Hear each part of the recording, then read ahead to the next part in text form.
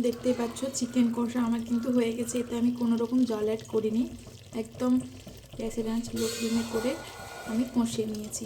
তোমরা এইভাবে ট্রাই করতে পারো, এটা গরম গরম ভাতের সাথে কিংবা পরোটা। আমি চিকেন কষা করব। দেখতে পাচ্ছ চিকেনগুলোকে আমি নিয়ে নিয়েছি। পেঁয়াজগুলোকে আমি হালকা গ্রেট করে নেব। কড়াইয়ে আমি পেঁয়াজটাকে কিন্তু আমি ভালো করে কষিয়ে নিচ্ছি। আদা রসুন শুকনো লঙ্কার পেস্ট করে নেব।